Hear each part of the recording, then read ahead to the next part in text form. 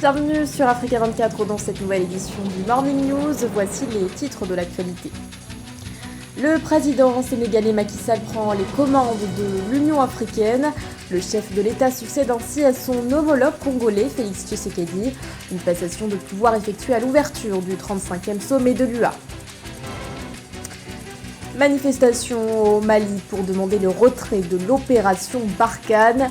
Une mobilisation organisée à l'appel du collectif pour la refondation du Mali. Et puis 4,3 milliards de dollars, c'est le montant levé par les startups africaines en 2021. Un montant bien plus conséquent que celui mobilisé en 2020. Mais tout d'abord, de nouveaux éléments au sujet de la tentative de coup d'État survenue en Guinée-Bissau ce 1er février. D'après les autorités, cette tentative survenue à proximité du palais du gouvernement est le fruit d'une action conduite par un groupe de militaires et paramilitaires. C'est l'information donnée par le porte-parole du gouvernement, Fernando Vaz, lors d'un point presse tenu ce 5 février. S'il ne donne pas le nombre exact d'assaillants, l'homme d'État évoque néanmoins des individus impliqués dans le narcotrafic qui auraient bénéficié de l'appui de mercenaires notamment. À l'actualité, c'est aussi l'ouverture ce 5 février du sommet de l'Union africaine en Éthiopie, un événement organisé dans la capitale Addis Abeba, loin du conflit qui perdure dans la région du Tigré. Jusqu'au 6 février, chefs d'État et de gouvernement débattront autour de plusieurs sujets épineux, les coups d'État militaires notamment, la lutte contre le terrorisme, mais aussi le statut d'observateur accordé à Israël en juillet 2021. Point phare de cette première journée, la passation de pouvoir entre le président Félix Tshisekedi et son homologue sénégalais Macky Sall, qui devient donc le nouveau président en exercice de l'UA, Elise Fleur-Kenimbeni.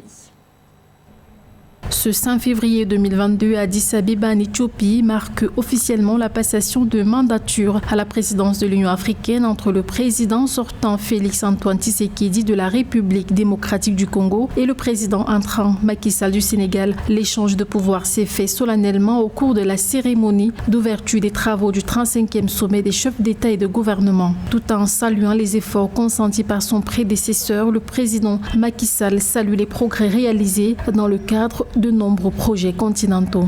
Alors que notre Union célèbre son 20e anniversaire cette année, nous pouvons être fiers des progrès accomplis dans le cadre d'initiatives majeures telles que le NEPAD, le PIDA, le MAEP, la Vision 2063, la réforme institutionnelle, la Grande Muraille Verte, l'ASLECAF et plus récemment notre riposte coordonnée contre la pandémie Covid-19. Pour le président sortant Félix-Antoine Tshisekedi, il appelle ses pairs à la mobilisation afin d'accroître les efforts déjà entrepris pour lutter contre la pandémie de Covid-19, ceci en autonomisant l'Africa CDC. Il préconise également une relance de la croissance des économies africaines dans le but d'assurer l'avenir des populations. L'ouverture des travaux du sommet de l'Union africaine était aussi l'occasion pour le président Félix-Antoine Tshisekedi de militer pour la paix en Afrique. Excellences, Mesdames et Messieurs, faire taire les armes sur le continent demeure un impératif vital. Mais il nous faut réellement passer de la parole à l'acte. Il est grand temps de consolider l'architecture africaine de la paix et de la sécurité et d'assurer l'opérationnalisation générale et totale de la force africaine en attente. Parmi les temps forts qui auront marqué cette cérémonie des chefs d'État, il y a eu la remise solennelle du Grand Prix panafricain de littérature à la franco-camerounaise Oswald Lewat et la désignation du président Félix-Antoine Tshisekedi comme champion de la masculinité positive de lutte contre les violences basées sur le genre pour l'Union africaine. Alors que l'Afrique est secouée par de multiples crises, à la fois politiques, sécuritaires et sanitaires, les attentes des populations sont nombreuses à l'ouverture de ce sommet, notamment sur le plan de la sécurité. 35e sommet des chefs d'État et de gouvernement de l'Union africaine ici à Addis Abeba. Bienvenue sur Africa 24. Je suis accompagné de M. Marc-Antoine Gras, délégué Côte d'Ivoire. Bonjour monsieur. Bonjour madame. Alors, quelles sont vos impressions par rapport à ce sommet qui n'a pas eu lieu depuis 2020 en raison du Covid-19 en présentiel? C'est un ouf de soulagement. Vous savez que depuis pratiquement 2-3 ans, aucun sommet des chefs d'État et de gouvernement ne s'est déroulé en présentiel. Je pense que c'est une bonne chose dans la mesure où nous renouons avec les réunions à caractère multilatéral. Vous savez, l'Afrique a besoin de s'intégrer, on a besoin de se retrouver, on a besoin de se concerter. Et les réunions en ligne, certes, permettaient de prendre des décisions, mais il était encore mieux de pouvoir se retrouver de façon fraternelle pour que ces décisions-là soient concertées et que vous savez qu'avec tout ce qui se passe, tout ce que nous avons vécu comme crise, notamment dans notre sous-région ouest africaine, je pense que c'est une bonne chose. Alors, quelles sont vos attentes vis-à-vis des résolutions de l'Union africaine lorsqu'on sait que ce sommet intervient dans une période difficile pour l'Afrique marquée par les coups d'État et les crises socio-économiques? Les attentes sont nombreuses. Concernant la paix et la sécurité en Afrique, vous savez que nous sommes issus de la région ouest africaine où des pays sont en rupture avec l'ordre démocratique. Et il est bon que l'Union africaine apporte des réponses aux peuples qui ont plus que jamais besoin de paix. Coronavirus et vaccination seront évidemment au menu des discussions lors du sommet de l'Union africaine. À ce sujet, le directeur des centres africains de contrôle et de prévention des maladies, John Nkengasong, estime que la couverture vaccinale s'est améliorée sur le continent. Une situation qui résulte selon lui d'un réel leadership politique. Mildred Diamou. L'Union africaine, par le biais du Centre africain de contrôle et de prévention des maladies, a depuis le début de la pandémie de Covid-19 déployé des efforts pour freiner la propagation du virus en Afrique. Des mesures prises pour protéger non seulement la santé, mais aussi les économies, ainsi que pour prévenir de futures crises.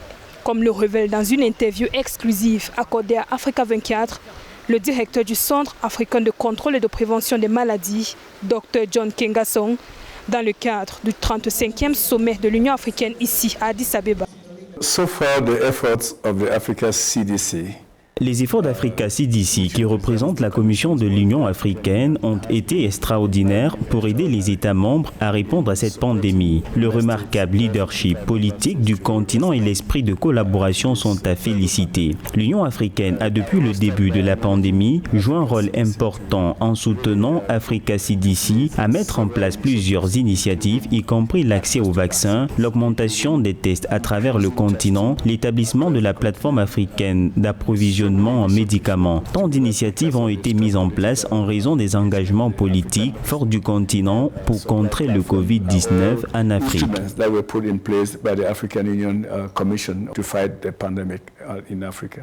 Les programmes de vaccination anti-Covid-19 mis en place par Africa CDC semblent apporter une stabilité à l'échelle continentale. L'institution note une amélioration de la situation vaccinale à travers l'Afrique, avec environ 11% de la population vaccinée à ce jour. As we speak today, about 11% of the population. La situation vaccinale s'améliore sur le continent. À ce jour, environ 11% de la population a été complètement vaccinée en Afrique. En 2021, le continent disposait de vaccins très limités. Environ 10 pays africains sont actuellement engagés dans la fabrication de vaccins, dont l'Égypte, le Maroc, le Rwanda, le Sénégal, l'Afrique du Sud, le Nigeria, le Kenya, le Ghana et l'Algérie. Selon nos prévisions, d'ici la fin de cette année et au début de l'année prochaine, de nombreux autres pays produiront des vaccins. Selon l'Union africaine, près de la moitié de la population africaine, soit 1,1 milliard de personnes, est privée d'un accès régulier aux médicaments les plus essentiels. En 2021, l'Union africaine avait initié l'Agence africaine du médicament afin de remédier au manque d'accès à des médicaments de qualité. La pandémie de Covid-19 a mis en lumière les défaillances du continent dans le cadre de son industrie pharmaceutique. Désormais, l'objectif est d'apporter des solutions concrètes aux populations du continent. Mildred Diamou, depuis le siège de l'Union africaine à Addis Abeba, pour Africa 24.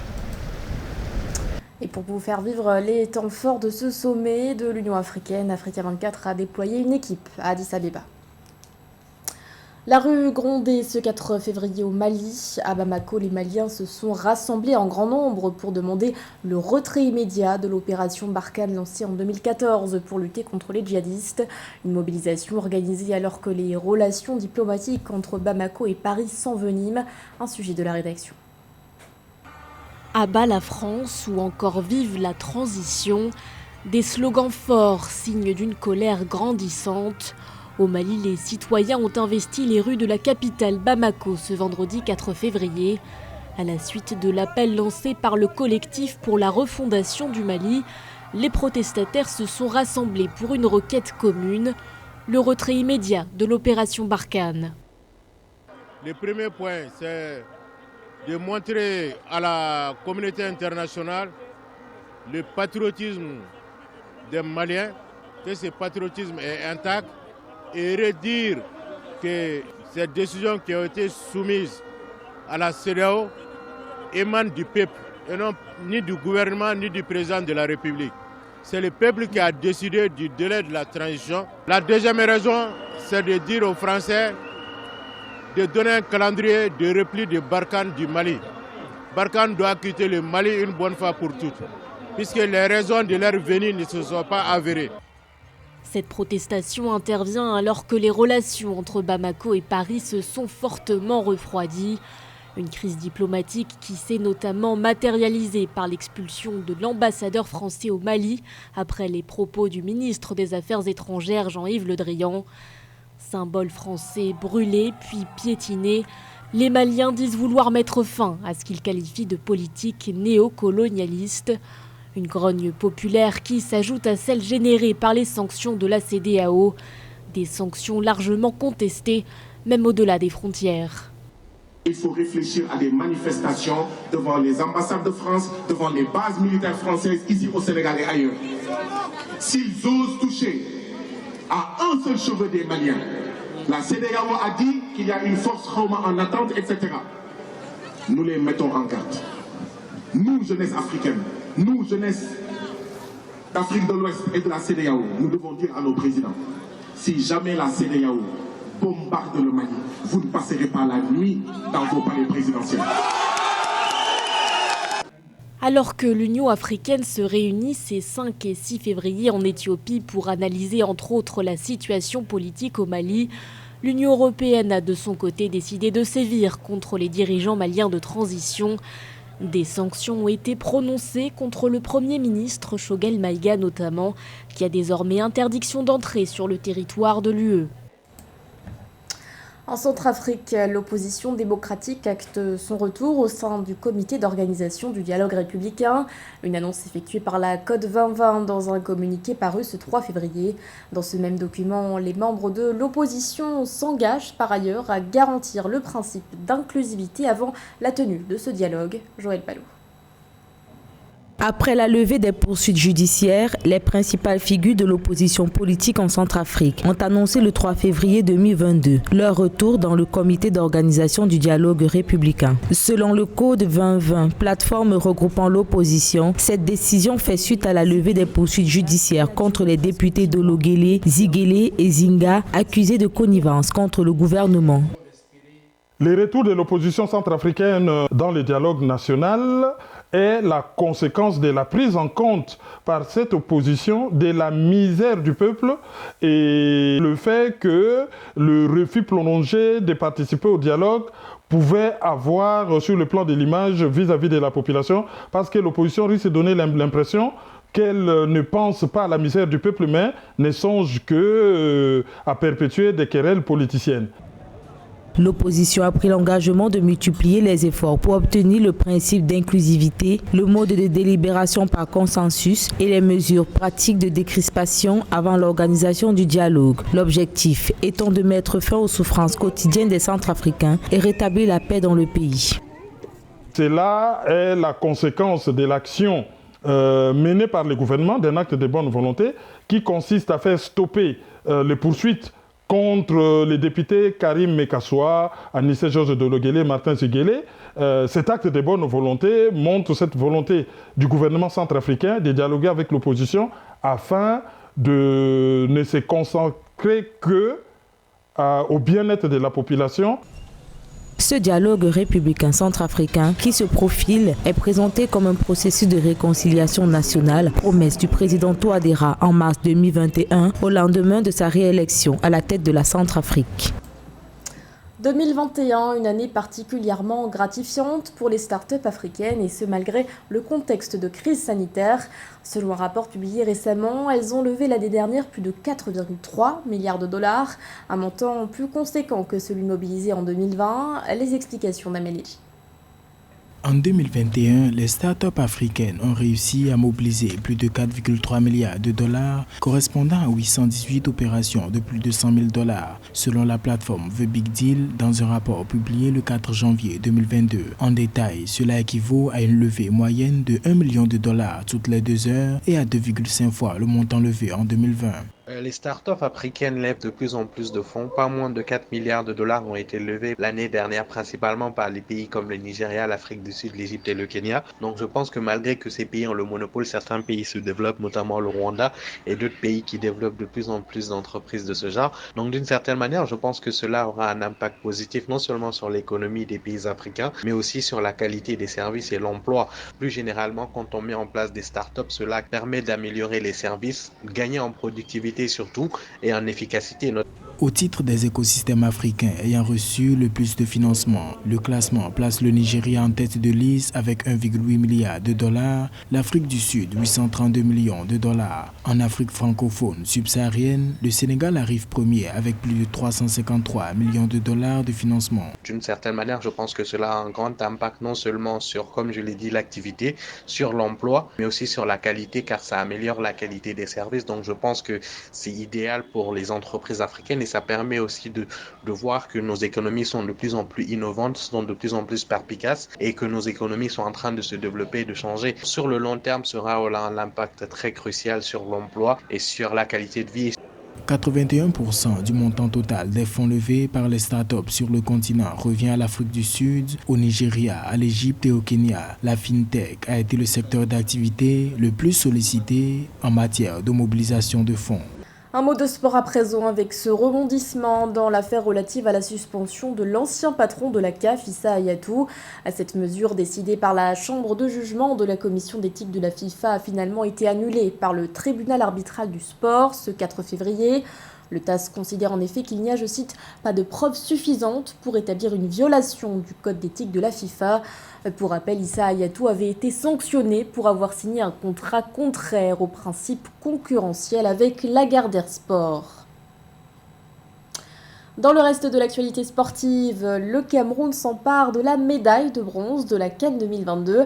Les Lions indomptables affrontaient ce samedi 5 février les étalons du Burkina Faso sur la pelouse du stade Amadou Ahidjo à Yaoundé dans le cadre de la petite finale.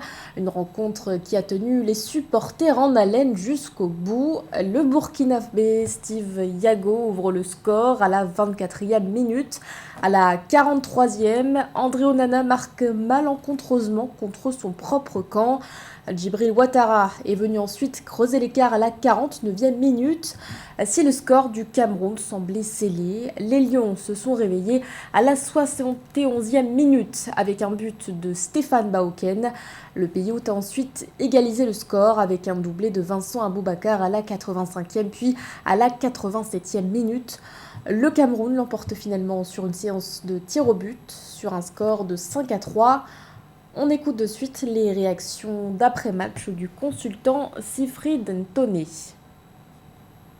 Ça ne peut pas effacer, l'élimination reste toujours dans un coin de la tête, voire au bout de la gorge, non. Mais au vu du scénario tel qu'il a été construit, cette victoire à la 3e place, elle donne du baume au public camerounais qui attendait le minimum au vu, j'ai insisté là-dessus, au vu du scénario, mené au score, par 2 buts d'écart, revenir à la dernière minute et surtout gagner au tir au but. Ça prouve qu'on a encore des ressources, il y a le moral, ce qui a toujours caractérisé les Lions indomptables, et aller chercher au plus profond pour donner un peu de satisfaction au peuple qui attendait tant.